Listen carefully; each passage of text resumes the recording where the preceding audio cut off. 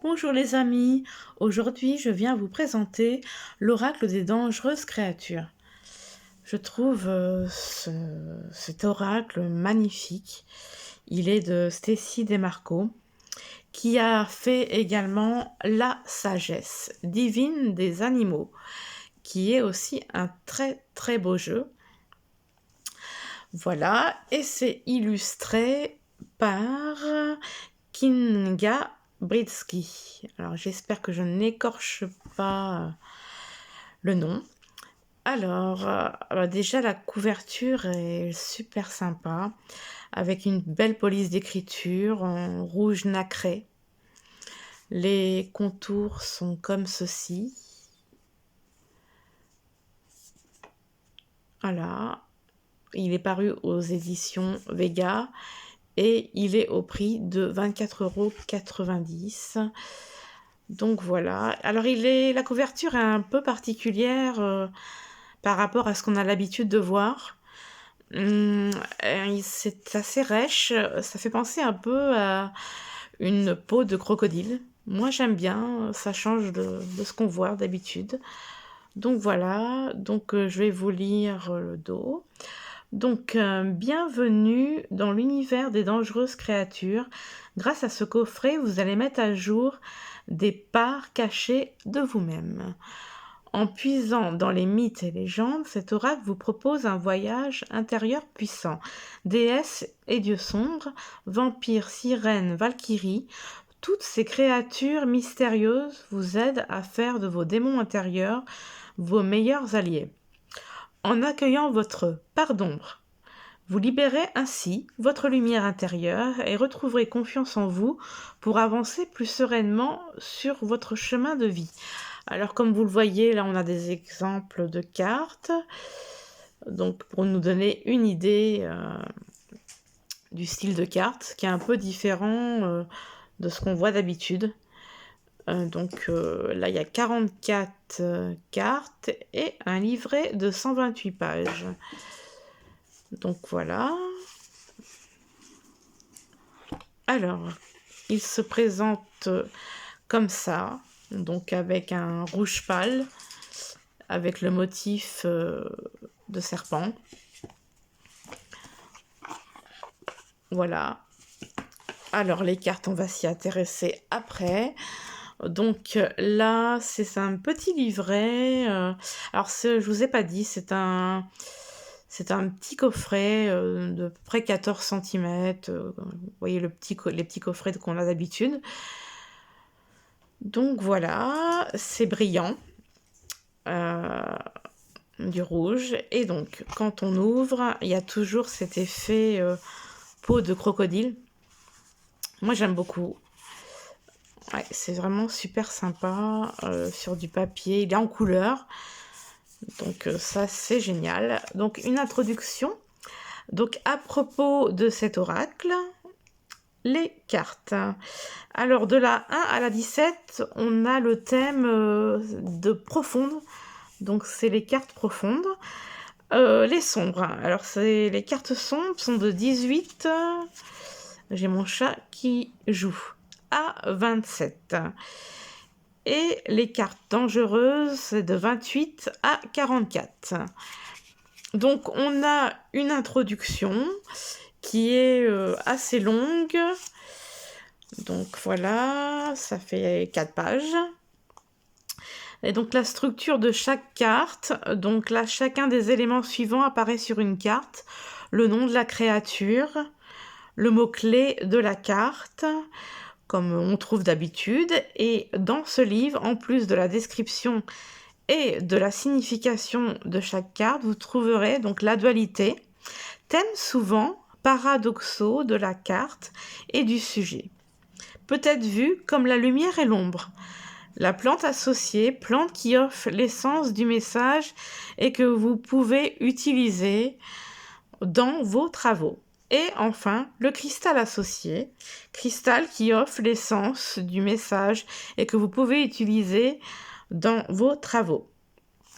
Donc voilà, c'est assez sympa. Donc il nous explique comment utiliser les cartes, La divination, a une carte. C'est la divination sous sa forme la plus simple.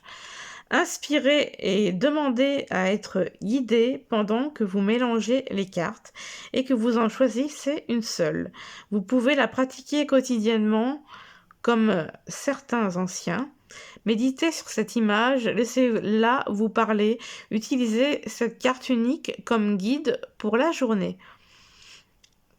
Donc là, c'est sympa. Par exemple, le matin, vous tirez une carte, ça vous donne le petit message du jour, une petite question que vous vous posez. Après, on a ensuite le tirage à 3 cartes de la lune noire. Les lunes noires ont toujours été liées à la divination et c'est le moment idéal pour pratiquer ce tirage.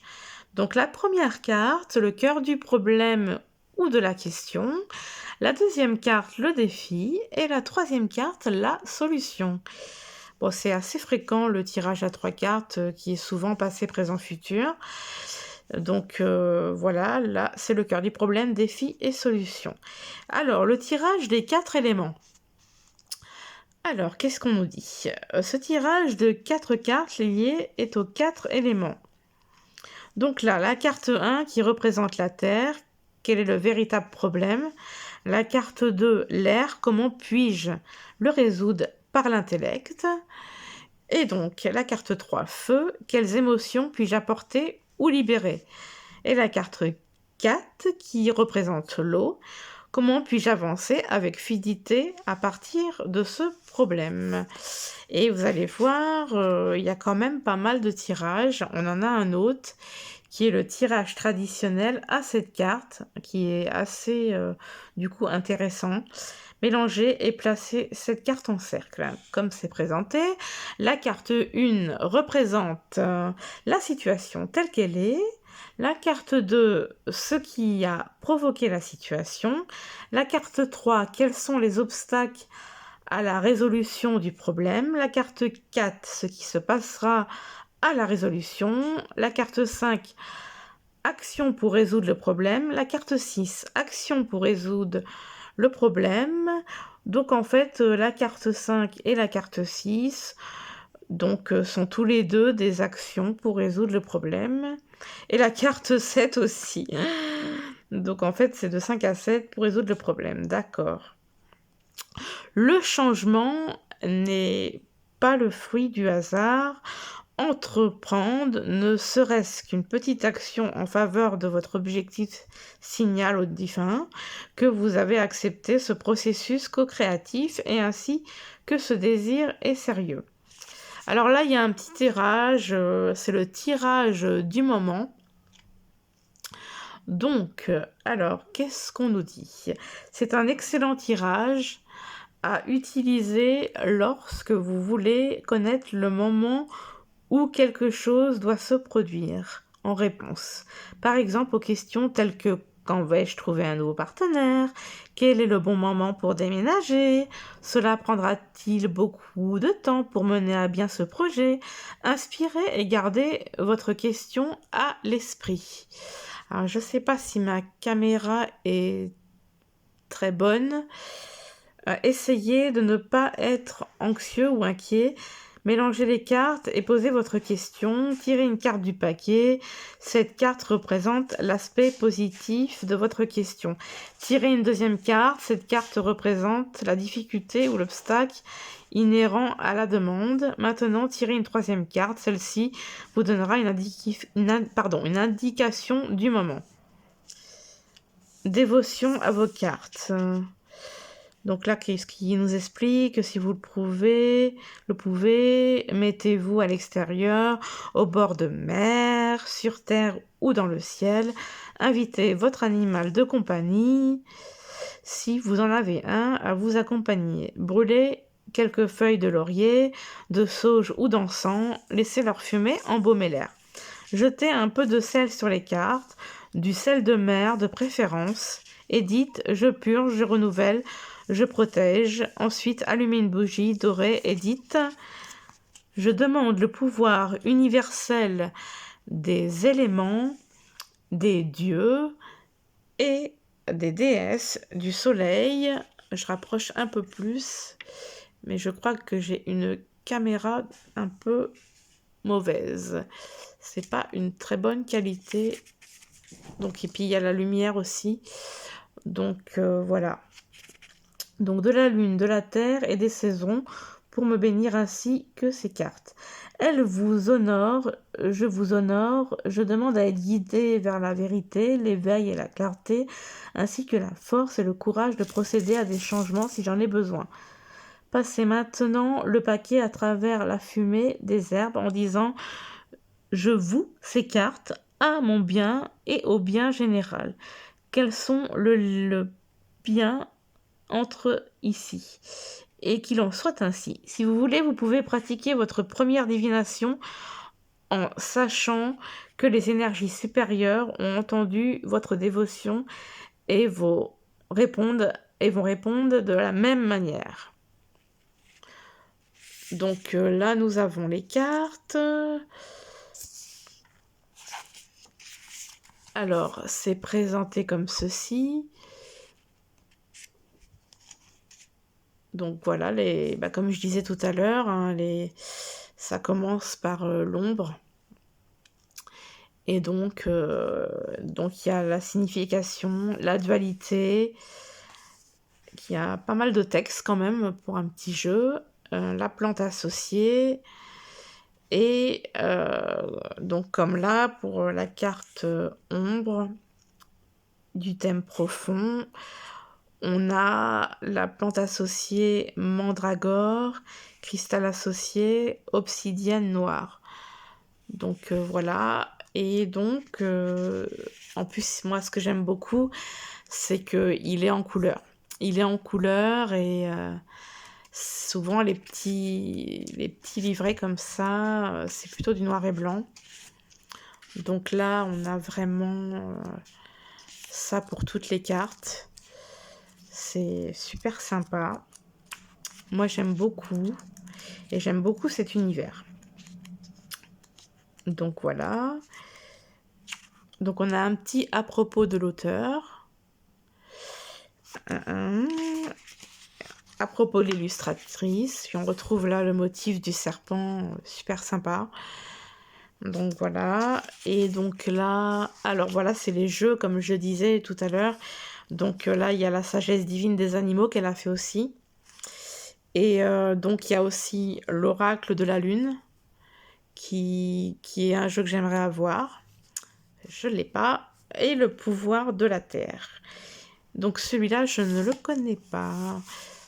Toujours cet effet un peu crocodile, assez sympa. Voilà. C'est vraiment, vraiment beau. Et là, voici les cartes. Alors, les tranches sont rouges. Alors, le dos, donc, qui est noir avec une représentation de serpent, puis toujours l'aspect motif crocodile, j'aime assez. Puis ma foi, des tranches rouges, ça change de ce qu'on voit d'habitude. C'est vraiment sympa. Alors, vous allez voir, il y a des cartes qui sont un peu effrayantes, qui pourraient paraître effrayantes en fonction de la sensibilité de la personne. Moi, ça me gêne pas. C'est des illustrations assez puissantes. J'aime beaucoup. Donc là, on a la première carte. Donc, ombre, qui est très jolie.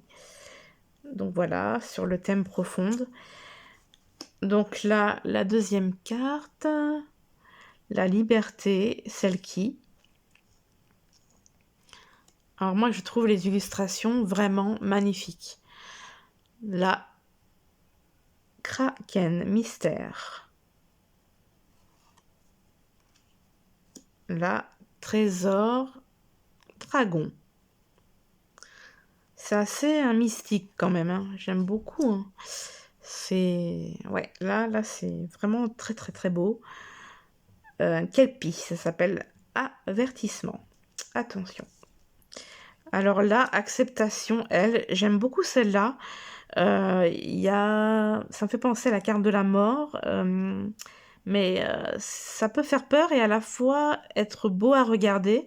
J'aime bien la lumière qu'il y a derrière. C'est super beau. Ouais. Là, là, il y a un masque. Ça me fait penser un petit peu au film, je sais plus le nom, je sais pas le nom tout de suite qui me vient.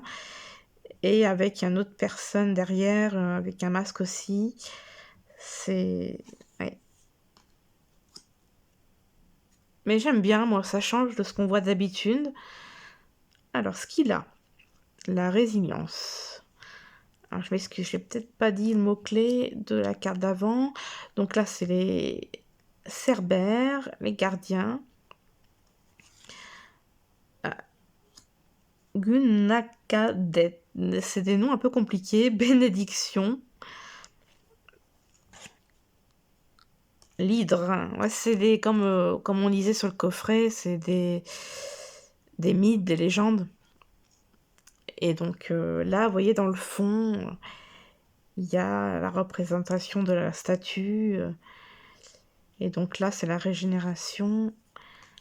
Donc là, nous avons A Punch. J'espère que je dis bien. Donc, qui représente la peur.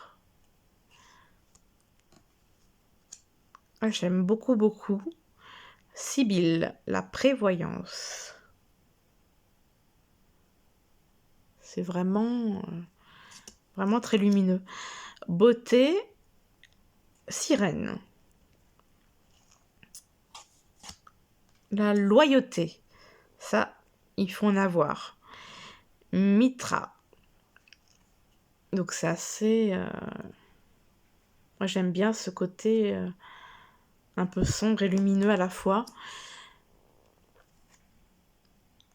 Donc là, une belle femme comme si qui sortait d'une pièce.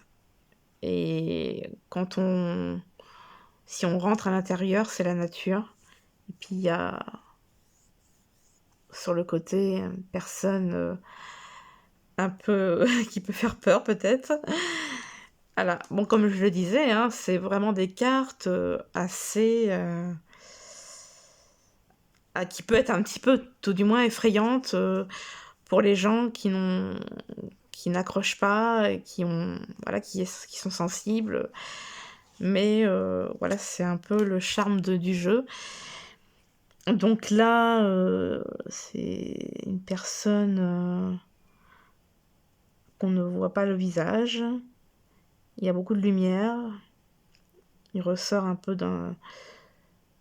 je ne sais pas, d'un genre de château. Et, et voilà, il est sur une barque. Donc c'est le charron, la réciprocité. Alors je dois zapper aussi, j'ai un petit peu zappé les mots-clés. Donc là c'est compassion. Je suis un petit peu focalisée sur les cartes en fait. Donc là c'est la réciprocité, le charron. Ah, j'adore, c'est lumineux. C'est voilà quoi, c'est l'obscurité. Alors là, c'est Nyx.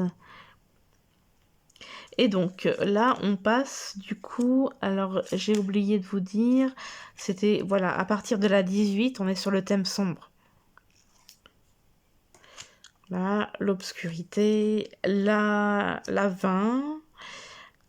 Alors, hypnose, c'est le repos. Là, c'est assez puissant. Et 4 pour l'illumination. Là, on a le mort mollis, le service.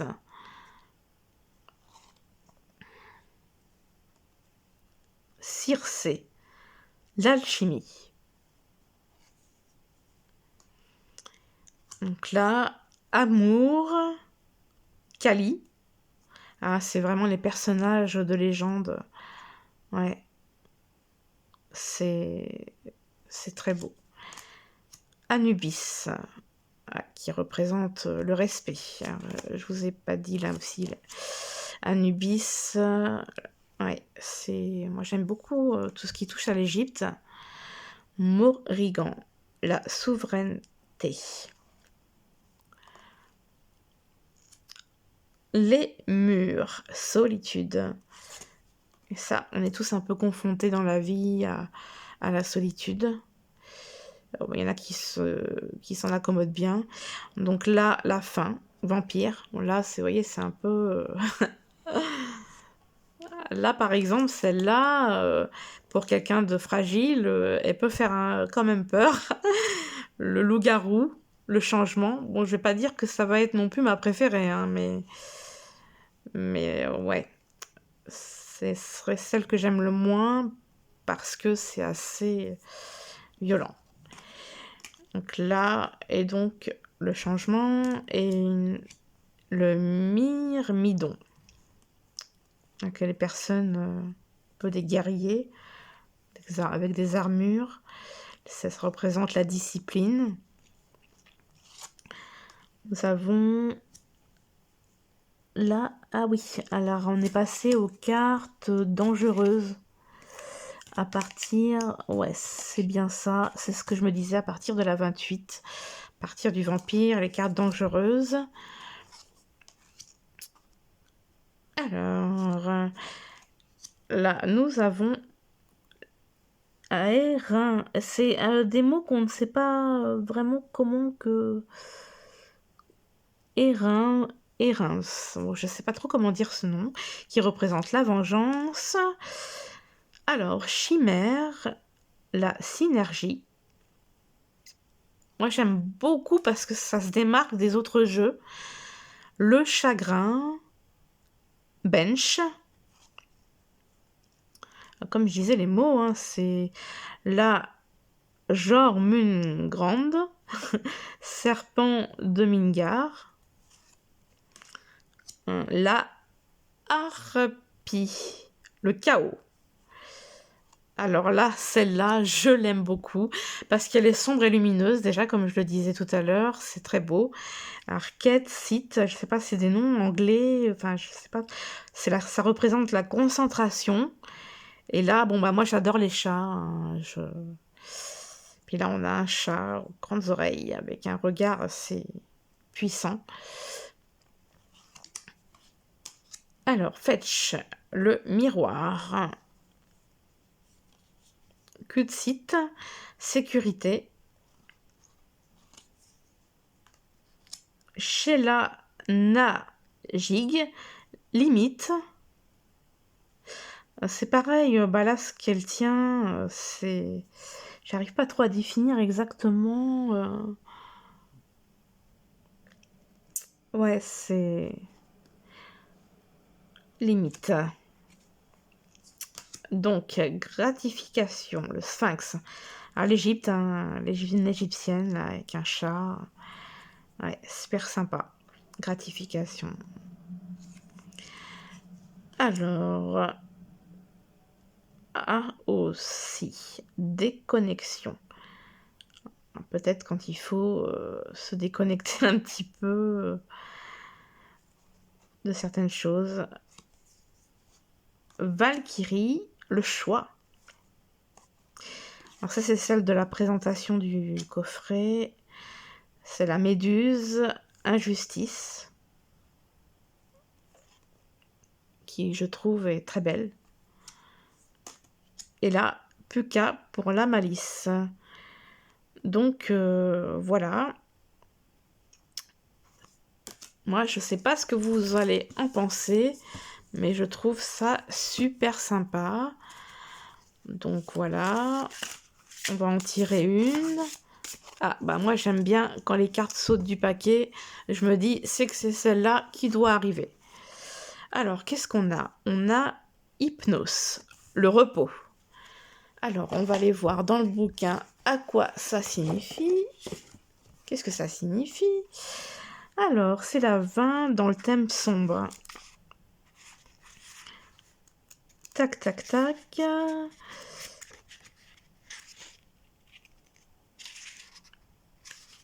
Alors, qu'est-ce que ça nous dit?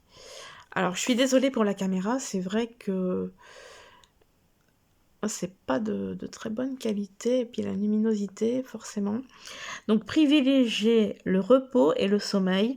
Autorisez-vous à rêver. Vous avez besoin de la grâce du repos pour être au mieux de votre forme. L'inconscient est profond et puissant. Alors, explorez-le si vous pouvez. Utilisez votre imagination. Ne restez pas endormi face à votre potentiel. Réveillez-vous à votre pouvoir. Donc là, on a la dualité. Donc, sommeil, éveil, repos, activité. Dans ce monde affairé, les gens ont de plus en plus de mal à s'arrêter, à prendre du repos et à jouir d'un sommeil de qualité. Les anciens, eux, savaient combien le sommeil était important, qu'il était même un creuset pour l'avènement des idées et l'invention. Hypnos était le dieu grec du sommeil. Né de Nyx, nuit, la mer sombre. Il a souvent été représenté main dans la main avec son jumeau, Thanatos, mort. Souvent, les deux frères se suivaient dans leur travail. S'il apparaît dans plusieurs mythes, Hypnos était généralement perçu comme une divinité bienveillante, apportant le soulagement et honoré pour la place qu'il tenait dans le bien-être et la santé. Les temples Hypnos étaient souvent construits dans des sanctuaires et des lieux de soins. Les Grecs savaient aussi que trop de sommeil pouvait être un symptôme de dépression ou de léthargie. Alors c'est vrai que bon, il faut dormir, mais pas non plus trop. Se déconnecter continuellement du monde en glissant la main dans celle d'Hypnos peut signifier que vous êtes déprimé ou en manque d'énergie. Deux situations qui méritent que vous demandiez l'aide d'un professionnel. Dans une histoire, Héra soudoie Hypnos pour qu'il exerce son art sur Zeus afin que son cher Hercule parvienne encore à s'écharper. Voilà à peu près jusqu'où Hypnos peut aller dans la malveillance. Dans le cas évoqué, il reçoit une belle épouse en rétribution. Ça en valait la peine. Dans nos vies modernes, il est un autre moment où l'on aime recueillir les faveurs d'Hypnos. L'anesthésie, si vous subissez une opération, pourquoi ne pas offrir une petite libation à Hypnos avant l'intervention? Car c'est traditionnellement Hypnos qui guidera la main experte de votre anesthésie lorsqu'il vous enverra vers un sommeil indolore. Donc la plante associée est le coquelicot et le cristal associé est le halite. Je ne connais pas celui-là. Donc voilà, je ne sais pas ce que vous en pensez. Moi, je trouve qu'il est très très beau. Ça nous rappelle les mythes et les légendes et ça change. Moi, j'aime beaucoup, beaucoup, beaucoup. Voilà, et ben, j'espère que cette vidéo vous aura plu. Je vous fais plein de bisous. Bisous, bisous.